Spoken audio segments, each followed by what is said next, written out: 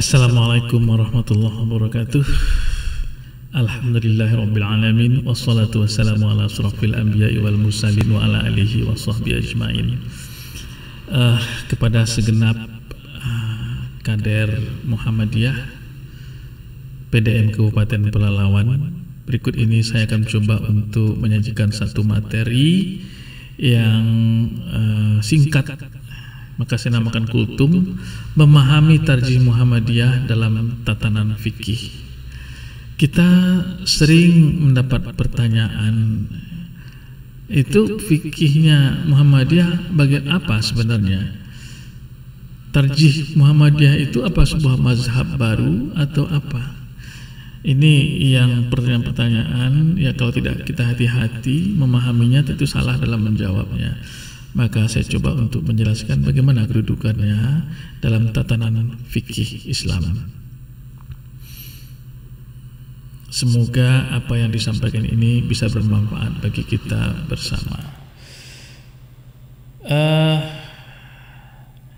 Saya mulai dengan topik ini, judul ini, tarjih Muhammadiyah dalam tatanan fikih PDM Pelalawan.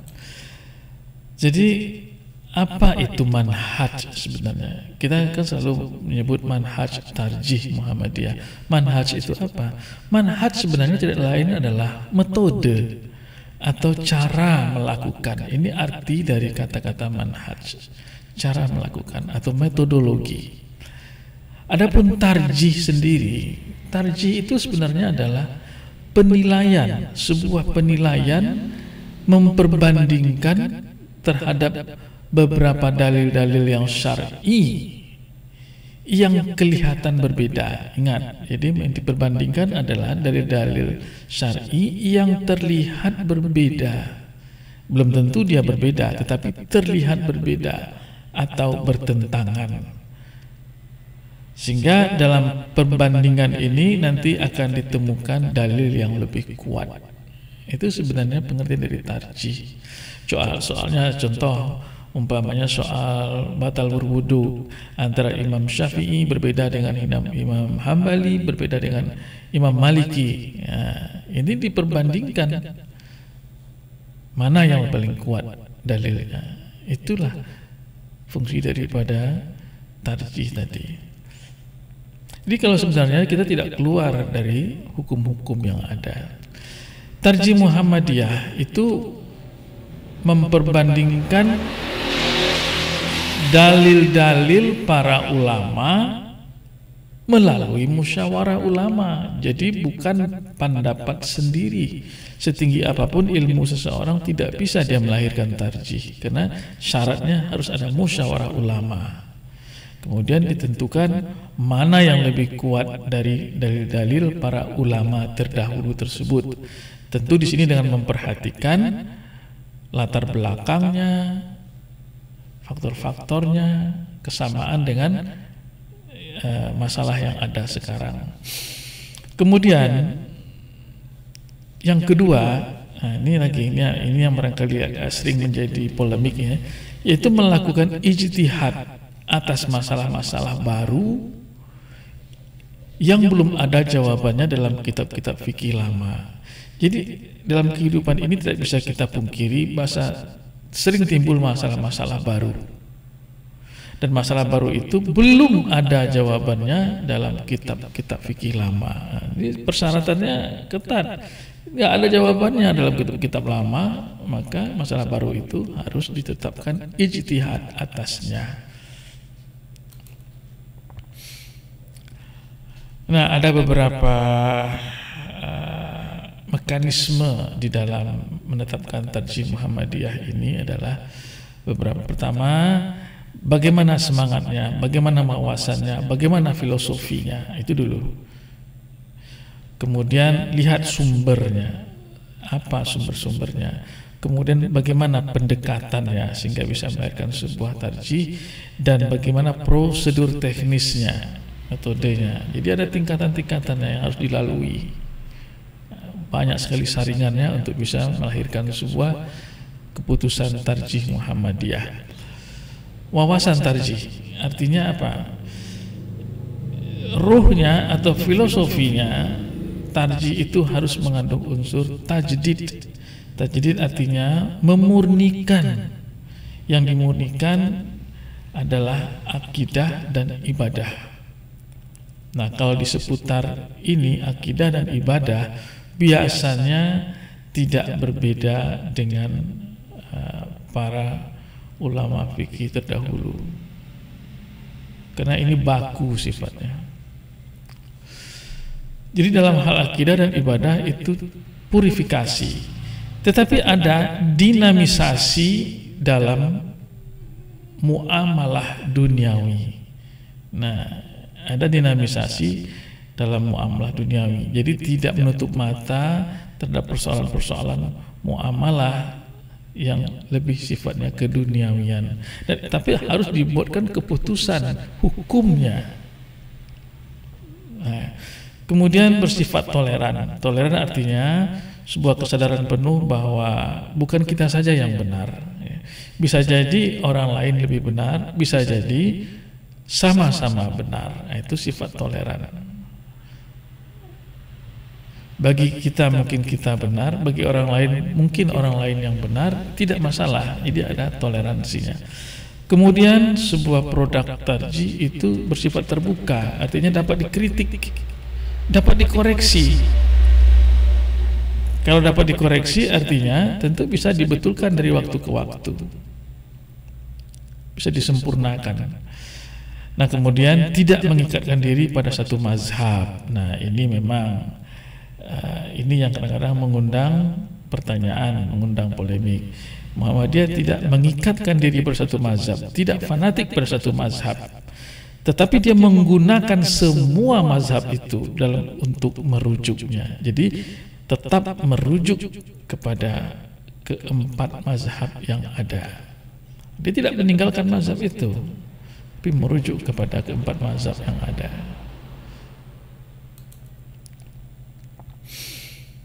Nah, untuk sumber ajaran atau dasar-dasarnya tetap adalah Al-Quran dan As-Sunnah. Hanya di sini Muhammadiyah membatasi As-Sunnah Al-Maqbulah. Artinya apa? Sebagai dasar itu adalah sunnah atau hadis-hadis yang bersifat sahih dan hasan. Kalau dhaif tidak masuk dalam kategori dasar dari Muhammadiyah. Adapun sumber hukum yang lain seperti ijma dan qiyas itu merupakan dalil pelengkap, berbeda kedudukannya tentu dengan Al-Quran dan As-Sunnah. Ini sudah kita pahami ya. Nah, bagaimana pendekatannya? Pendekatannya adalah tetap harus merujuk kepada, jadi ini ada pendekatan bayani namanya. Bayani itu berdasarkan kepada Al-Quran dan As-Sunnah, mendasarkan pada Al-Quran dan As-Sunnah.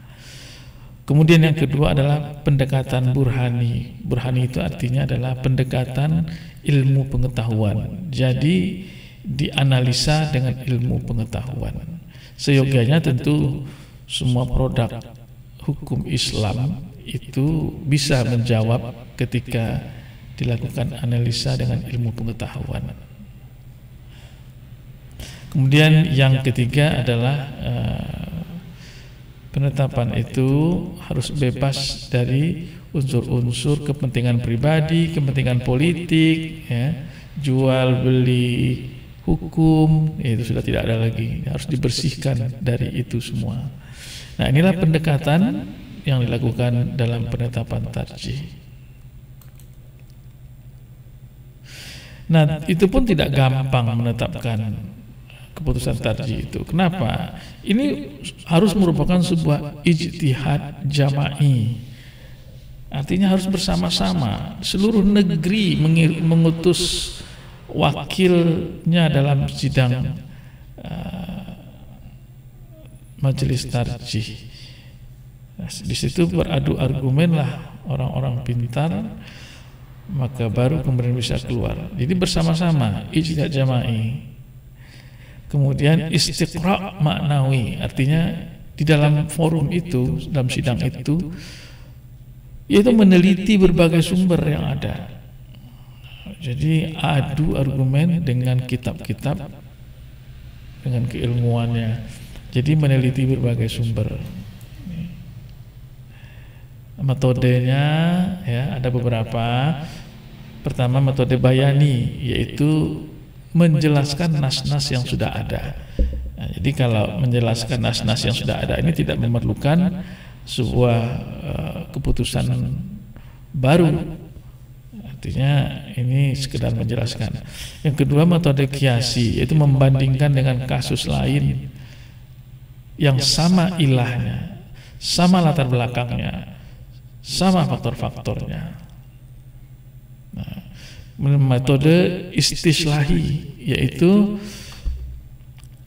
sebuah ijtihad berdasarkan kemaslahatan. Nah, jadi memang unsur kemaslahatan menjadi pertimbangan.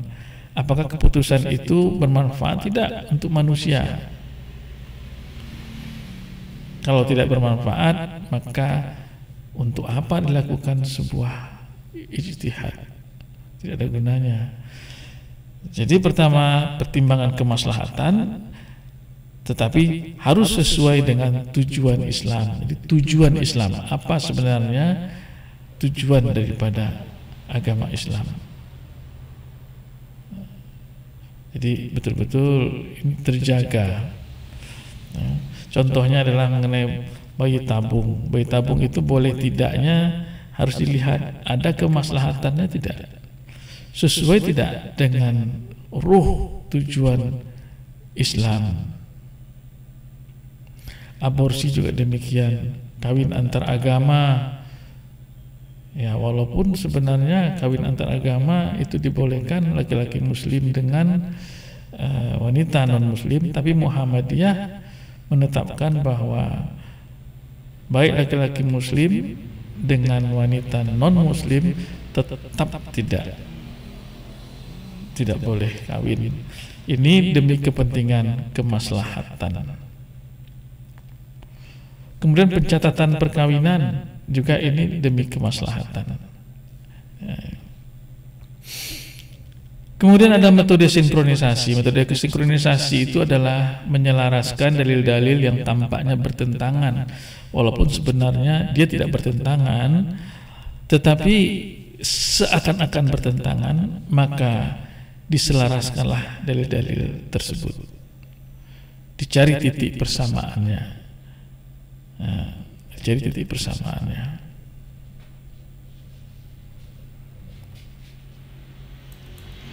Demikianlah sedikit presentasi dari saya.